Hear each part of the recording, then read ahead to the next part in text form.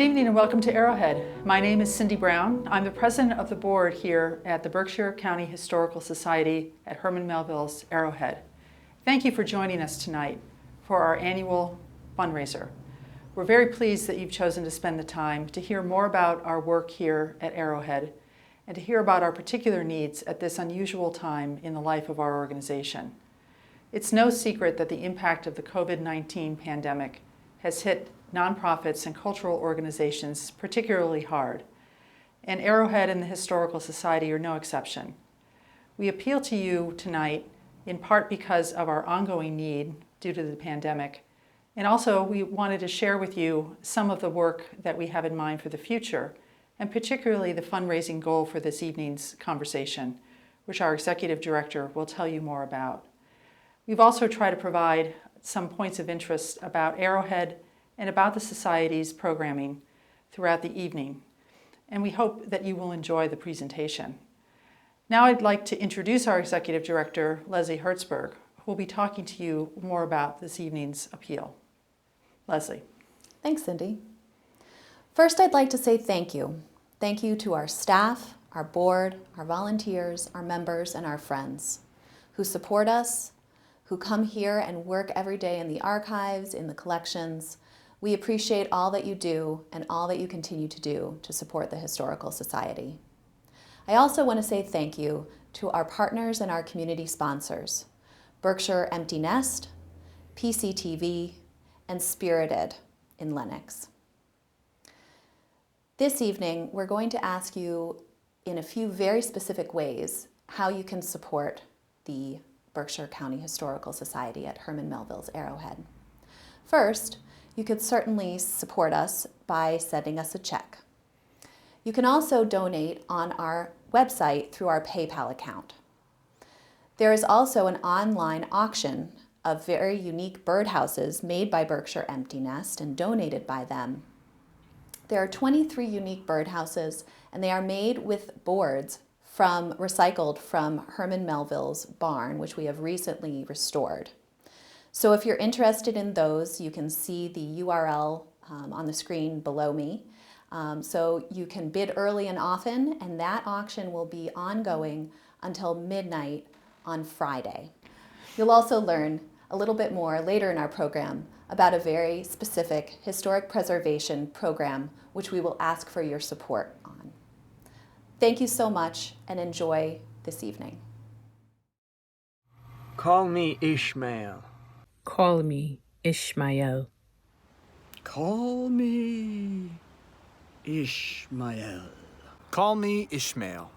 Call me Ishmael. Call me Ishmael. Call me Ishmael.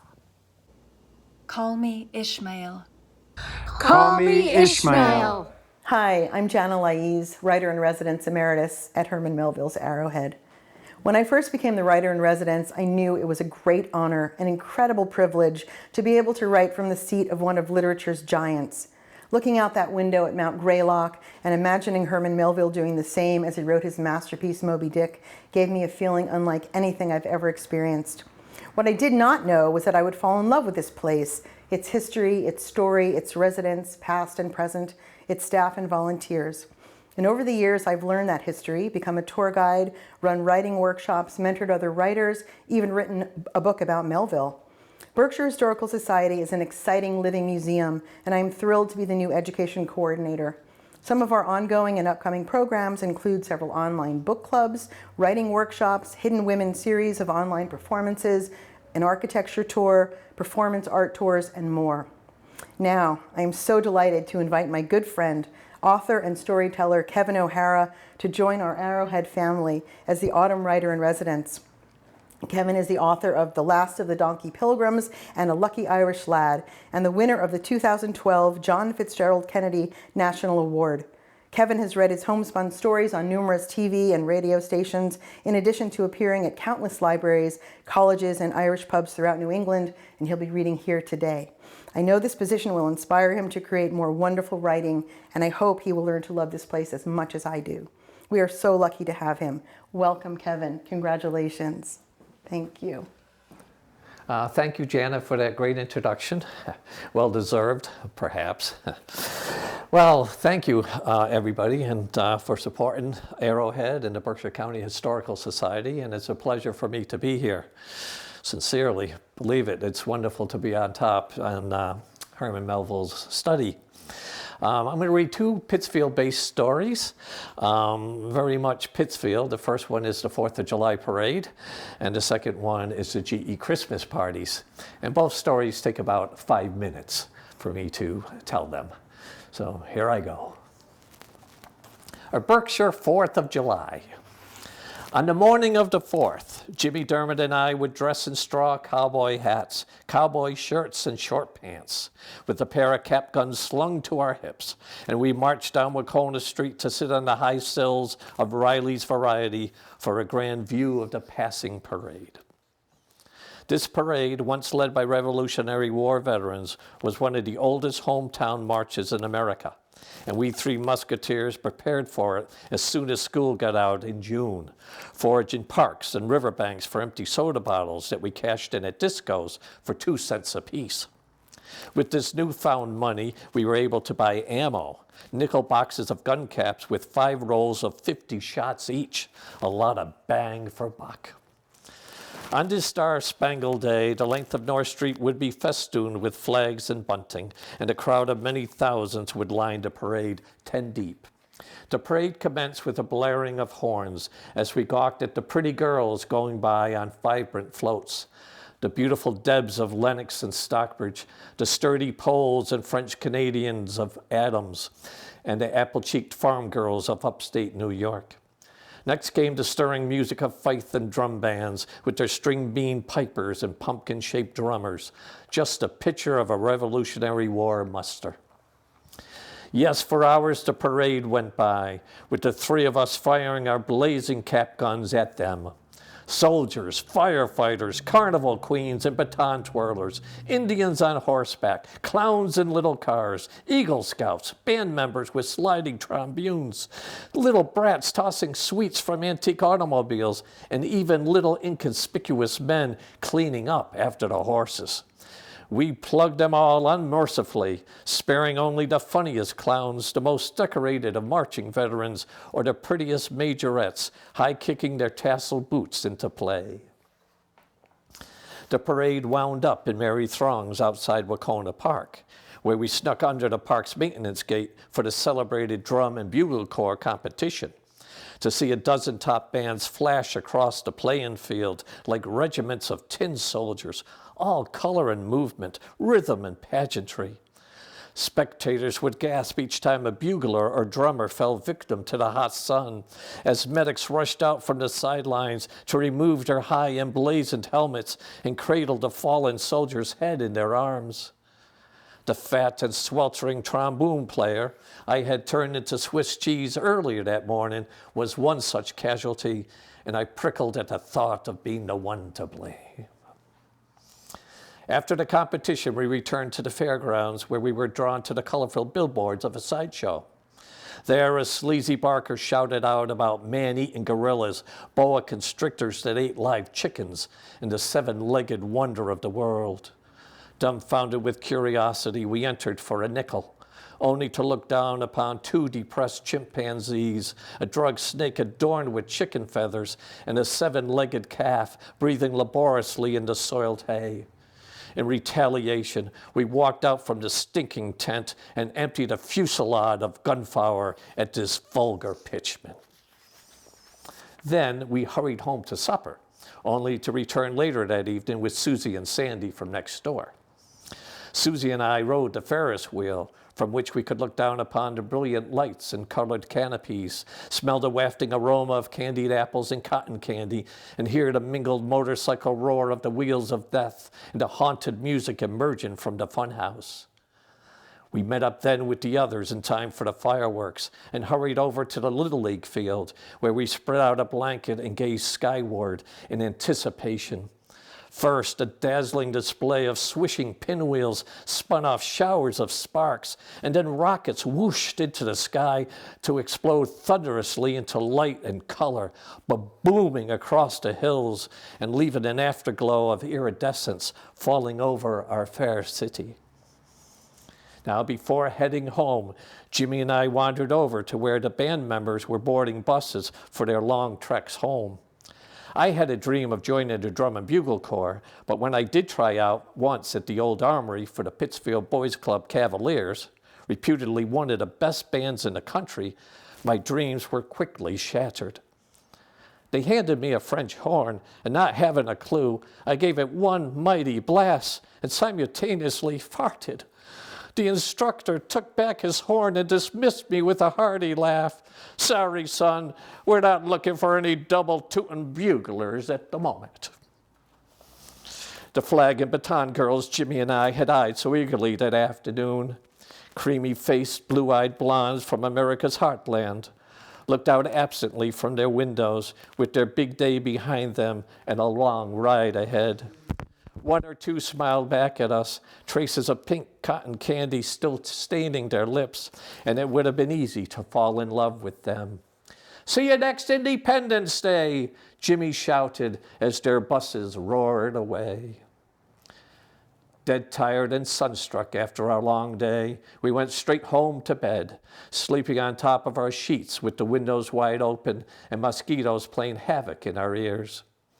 A gang of kids from Wilson Project made their noisy way up Wilson Street, launching Roman candles and tossing cherry bombs. From our place of hiding, we got up and blasted them with a salvo of gunfire until Dad shouted from below to put away our confounded guns and get to sleep.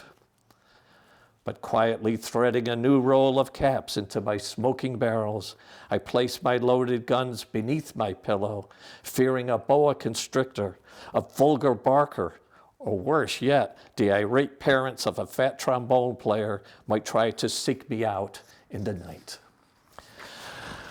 So there you are. That's the Berkshires' 4th of July. And we were all gun happy, and back then in the 50s and 60s, it was really lined with children, boys and girls alike, with guns blazing. And I suppose looking back on it, we were the children of the World War II veterans who had just come home.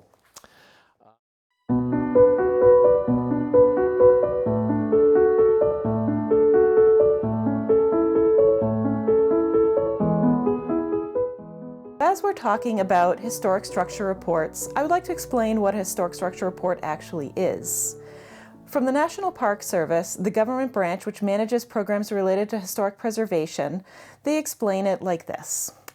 A historic structure report, or HSR, provides documentary, graphic, and physical information about a property's history and existing condition. Broadly recognized as an effective part of preservation planning, an HSR also addresses management or owner goals for the use or reuse of the property. It provides a thoughtfully considered argument for selecting the most appropriate approach to treatment prior to the commencement of work and outlines a scope of work recommended. The HSR serves as an important guide for all changes made to a historic property during a project, repair, rehabilitation, or restoration, and can also provide information for maintenance procedures. Finally, the HSR records the findings of research and investigation, as well as the processes of physical work for future researchers. So what specifically does this mean for the Berkshire County Historical Society at Herman Melville's Arrowhead? As the stewards of this important location, we want to do our best to preserve, interpret, and restore it in the most accurate way possible. In the 45 years in which we've owned and operated this house, many projects have been undertaken and much research has been done, but this is really only the tip of the iceberg. Like so many houses, Arrowhead has undergone a myriad of changes throughout its 230-plus year history. In order to restore portions of it to the time of the Melvilles, many of the 20th century changes need to be carefully undone without relying purely on conjecture.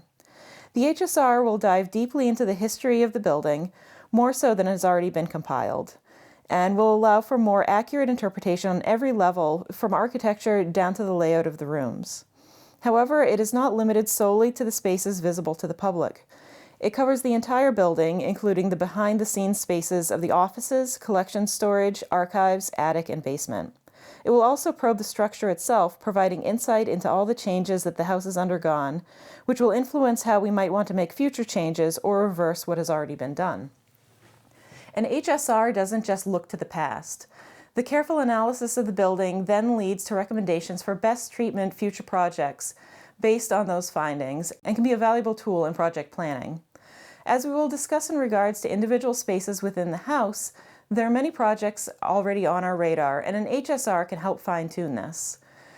This doesn't just benefit us for the sake of our knowledge. Obtaining an HSR provides a level of assurance to grant funders and donors that their money will be spent wisely, in keeping with best practices. Becoming more appealing to funders in turn helps these projects move along more quickly and smoothly. HSRs are a vital resource for any historic house museum. In the past, we have looked into obtaining one. We are not recognizing its importance only now. However, in order to proceed properly in the direction which we would like to take the museum, we know that now is the time for one to finally be completed. It is no small undertaking, and we hope that you will support us in making it a reality. Your generous donation extends even further than you might think. While funds will go towards the expense of the creation of the report, that report in turn makes us more appealing to funding in the future, enabling it to keep giving. While there is a cost associated with the creation of the report, its benefit to Arrowhead will be invaluable. Hi, and welcome to the chimney room, or the dining room, here at Arrowhead. When we're thinking about a historic structures report for this building, one of the things we want it to tell us is how the room was used in the past. This room has a long history, which you can see on the walls and on the stone, across the chimney. So we want to know a little bit more about that using a historic structures report. Originally, this house was an inn or a tavern, and this room would have been used for travelers to come in and rest, get a bite to eat before getting back into a carriage and on the road. So having a large open cooking hearth like this one was very traditional in that sense. Our chimney here at Arrowhead is quite special, not only because it was used as a cooking hearth in its original iteration as a tavern, but also, as you can see behind me, because it has all of this writing on it.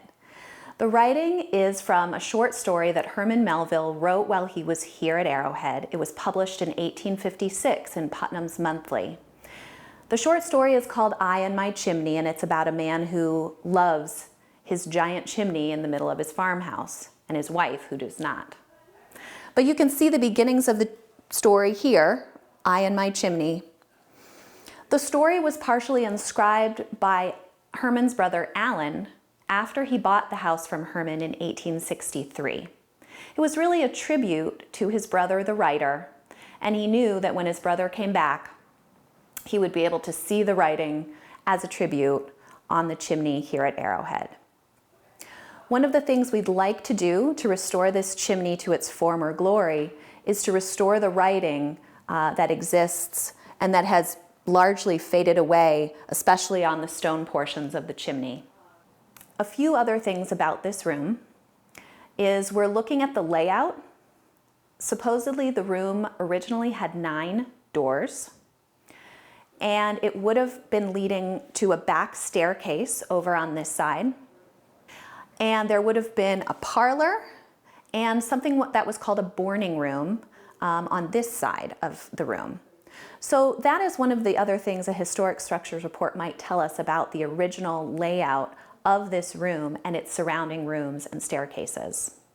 One of the other things we'd like to change and that we'd like to learn about from a historic structures report having to do with this room is more about what lies behind this wooden paneling.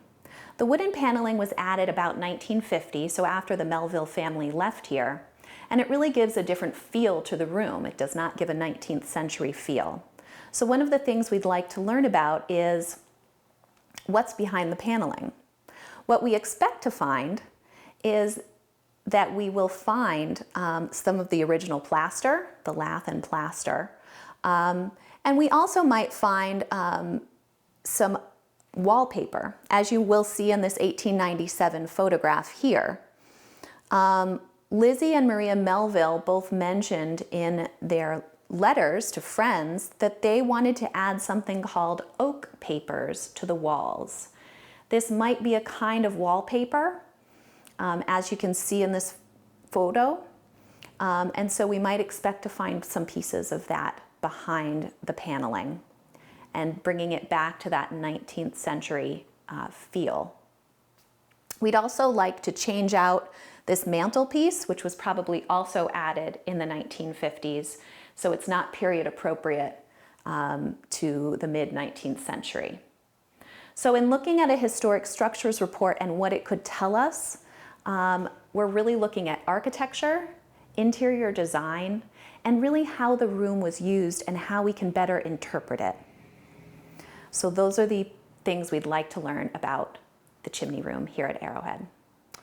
Hi, welcome to the North Room, or the best room in the house. This is where the Melvilles entertained guests. They had their best furniture, and it was their best place, I guess why it was called the best room. This is the party room for the house. Very much akin to a living room in a modern suburban home, although probably 1/2 or 1/3 the size of our modern homes now. To my left here is the North Piazza, the view out over the fields and on up to Greylock. Subsequent owners had removed the piazza and put in a picture window. When the County Historical Society took it over, they tried to restore the piazza and restored the window to a more traditional 20th century, it's 20th century, but more traditional window and frame. To my right is a mantelpiece that was put in also by subsequent owners. We're not exactly sure what the original fireplace was like, and part of the function of the Historic Structures Report will to hopefully give us guidance on to restore it to what it was. You'll notice the colors around the room, which nowadays you could probably pick up at Lowe's or Home Depot or even Costco, fairly common. Back then, these were very avant-garde, and Lizzie had written about the exciting new colors that she had found. As part of the entertaining in the room, we have a small melodeon, which you would obviously have for your guests to entertain your guests, so it fit in with the room. The flooring, we're not exactly sure what the original flooring was on that. So again, the purpose of the Historic Structures Report will bring us hopefully some guidance on restoring the room back to what it was when Herman and Lizzie lived here. So enjoy. Welcome to Arrowhead. My name's Erin Hunt. I'm the curator here at the Berkshire County Historical Society at Herman Melville's Arrowhead. And we're in the South Parlor. And during Melville's time, this was sort of their informal family room where they would come to gather after their meals and just sort of hang out as a family. And in looking at this room sort of through the lens of a historic structure report and what we hope to gain from that, this room, along with most of the first floor, underwent a lot of changes in the mid-20th century, around 1950. And most of the material that you see in here, the woodwork, the floor, is all from around that time period. And what we hope to do to bring this back to kind of the Melville era and closer to the appearance that it would have had when they were here, it will involve some fairly substantial changes. This wall that you see behind me is just sort of a blank wall right now. There actually was a fireplace under there that was walled over.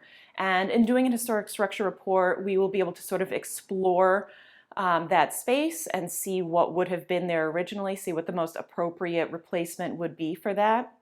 Another change that this room underwent was the staircase, which you see over to my left.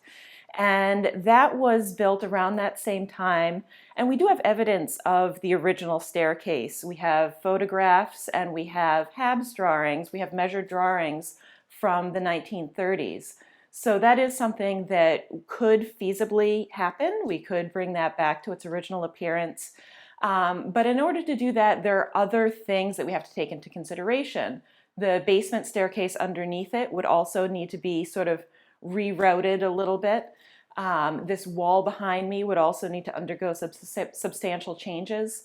And part of what the Historic Structure Report will do will also not just tell us what was here and what could be replaced, but how we would go about that and the most appropriate way to do that, what would be keeping with proper standards, and sort of what the ultimate outcome could be for us, depending on what we choose to do.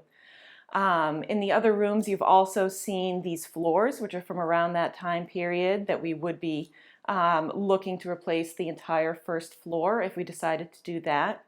The windows on the first floor are also from around that time period. They are 20th century. The windows, when you go upstairs, are earlier. Those windows are from around 1830. And so we would kind of have to make decisions of as to whether we would want to address the windows in any way. Another thing that the Historic Structure Report can also help us with is sort of the general interpretation of the room and what would be sort of the most appropriate pieces to have in here, what would be kind of the most appropriate layout.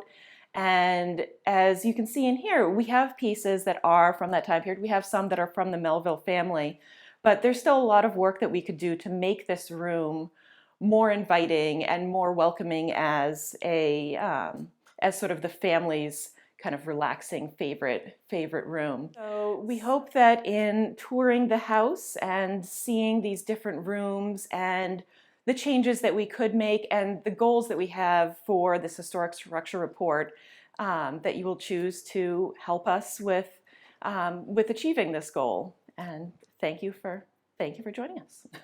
Hi, my name is John Dixon. I'm a volunteer tour guide here at Arrowhead, and I'd like to welcome you here in the master bedroom, what the Herman and Elizabeth called their chamber, which is what larger bedrooms were called back in the 1850s when they lived here.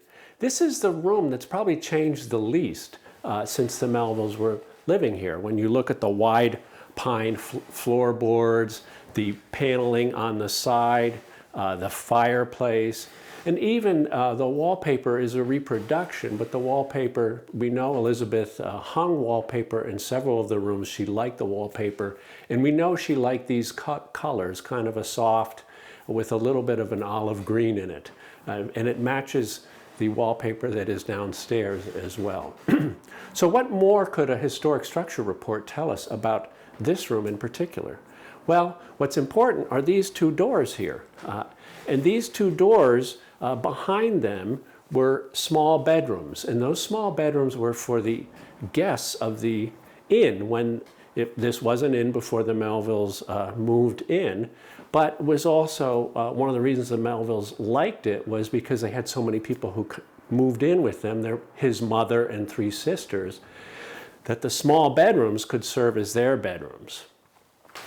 And so what we don't know is if those doors were actually there or if there was a hallway that led to a back stairway. We know that Melville used to say he would leave his bedroom in the morning and go down a back stairway to get to the barn, which was his ritual in the morning.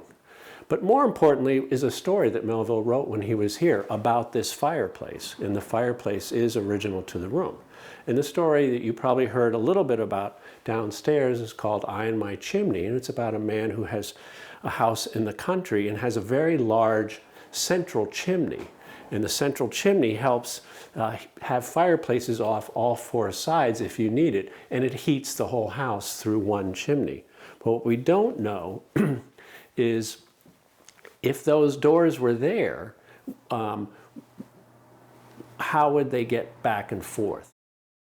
The key thing is the man in the story loved the central chimney, but his wife hated it. And his wife hated it because she did not want to walk through a room to get to other rooms. You bother people in this room.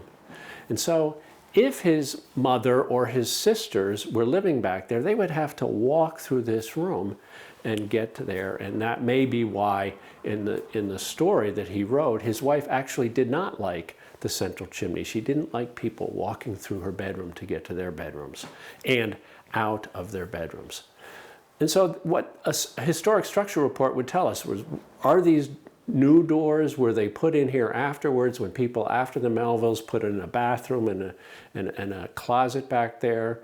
or were one or more of the doors here and made that story authentic to what actually Herman and Elizabeth were talking about when they lived here. So that's what we think a historic structure report could add to the story of Arrowhead.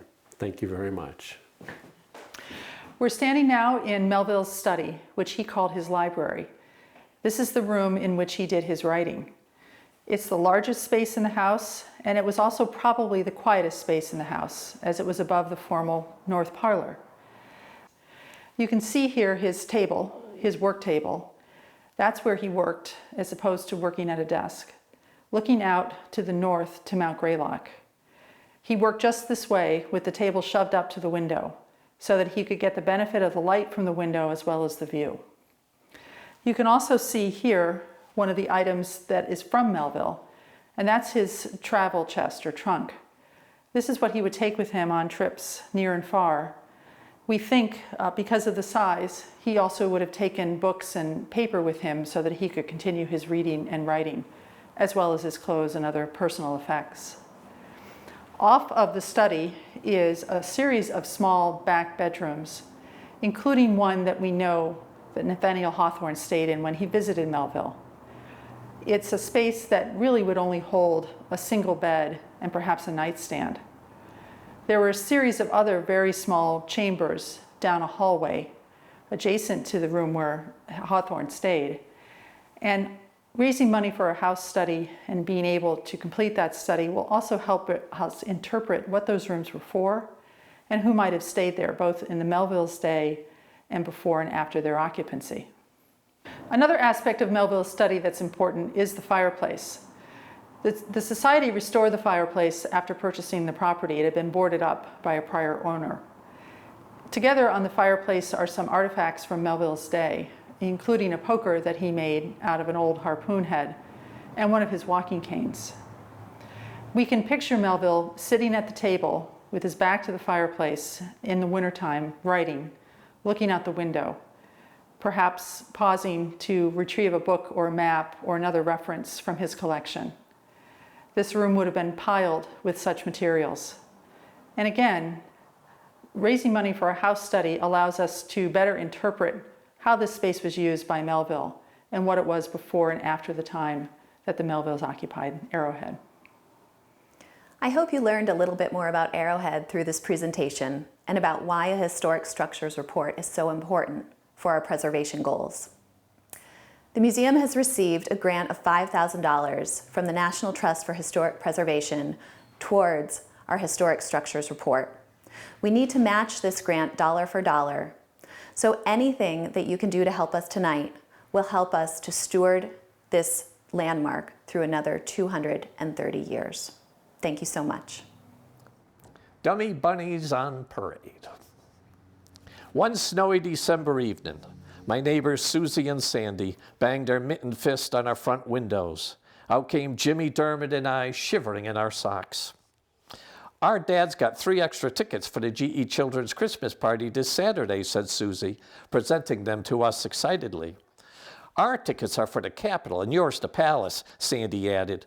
But every show is the same. They've got candy, cartoons, drawings for prizes, and lots more. And don't worry, nobody checks to see if your father really works at the GE or not. That Saturday morning, my brothers and I ventured out eagerly for the Palace, joining droves of kids from Wilson Project and Wacona Street, bubbling tributaries of North End children flowing into North Street, their eyes popping and feet dancing in exhilaration. At the old downtown theater, we were greeted in the lobby by a jolly woman who gave us each a numbered raffle ticket.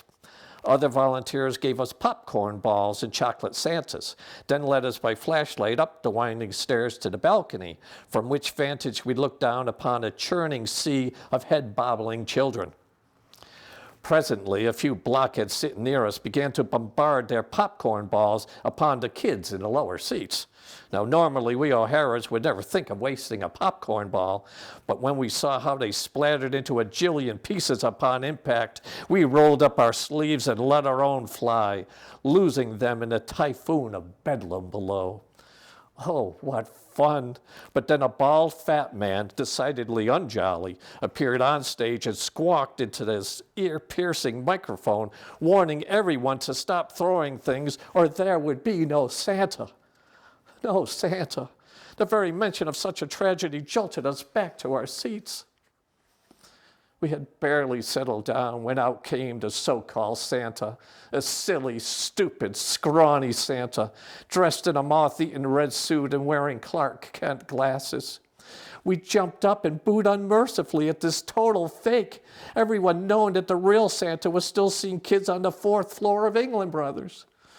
Oh, how I wish I had one last popcorn ball to launch at this imposter's red-capped head. As mutiny rose, the projectionist quickly turned down the lights and ran a reel of Warner Brothers cartoons. Daffy, Porky, and Bugs, enough to get us back in our seats, gawking at the huge screen in a sugar-induced delirium. Music and comedy acts followed, and finally the stage was cleared for the big drawing. A murmur ran through the crowd as the prizes were carried out. Schwinn bicycles, American Flyer sleds, Lionel trains, so much stuff it looked like a TV game show. The bald MC turned a hand-cranked wire basket, and stupid Santa swam his hand through the tumbling tickets, choosing one at a time and calling out the winning numbers. A distant shout from the theater would be heard, and the winners would saunter on stage and collect their prizes without even saying thank you, and walk away in such a blasé manner it suggested they had 3 more at home just like it. More numbers, more faraway cries as our tickets went limp in our damp hands. We never win anything, grumbled Jimmy, slumping back into his chair. We won the badminton set at Harry's supermarket this summer, piped in young Dermot. Yeah, but we cheated, I countered, the words escaping my lips. Jimmy jabbed my ribs. We didn't cheat. No, we didn't cheat. We just snitched 4 thick entry pads a week before the contest, filled them out at home with aching fingers, and stuffed them into the raffle box 30 minutes before the actual drawing. No, we didn't cheat. A number was then called from the palace stage that matched my ticket to the very last digit. Suddenly, Jimmy jolted from his chair, raced down the winding balcony stairs, through the lobby, down the red carpet of the long sloping middle aisle, and leaped up onto a stage where Santa presented him with his prize, a 3-foot-high Christmas bunny dressed in checkered overalls, the dumbest looking dummy bunny in the world. Jimmy stood blinded in the footlights, whispering in Santa's ear, pleading for an exchange, as the MC relayed his name to the crowd. The final raffle ticket was then called, and who jettisons from his seat but Dermot? He ran down to the stage and joined Jimmy, who was still begging Santa for a trade. When the MC learned that Jimmy and Dermot were brothers, he laughed out loud, well, look at here, the luck of the Irish, and presented Dermot with a 2-foot Christmas bunny, 10 times dumber than Jimmy's. All the kids busted out laughing, thinking it was part of the show. Then my poor brothers had to walk dejectedly back up that long middle aisle to a chorus of jeers, clutching their pathetic plastic rabbits. And when they returned to our seats, I looked straight ahead like nothing had happened because they were steaming mad inside and they would have boxed me silly. But the long walk home up North Street was even worse, as hundreds of kids poured out from the Capitol, Showcase, and Union Square theaters, only to be stopped in their tracks by our passing parade. Fuming, Jimmy led the way with his garish bunny slung over his shoulder, while Dermot tripped along behind, carrying his bunny belt high and face forward like an altar boy in a Christmas procession. We turned down Wacona for Wilson Street in single file, not exchanging a word among us. And as we passed Harry's supermarket, I couldn't help but think our summer wrongdoing was the cause of this Christmas calamity. At home, our younger sisters, Eileen and Anne-Marie, were out playing in the snow. A light bulb went on over Jimmy's head, and he shouted out, hey, look, girls, see what me and Dermot are giving you for Christmas. They stopped their game and came running, catching the bunnies tossed their way. In joyful disbelief, my sisters climbed all over my brothers, slobbering them with a wealth of wet kisses, which my brothers quickly wiped away with swipes of their sleeves. Well, at least somebody's happy, Jimmy conceded, as we watched our little sisters scamper happily into the house, singing out like a pair of Bethlehem angels. Thank you.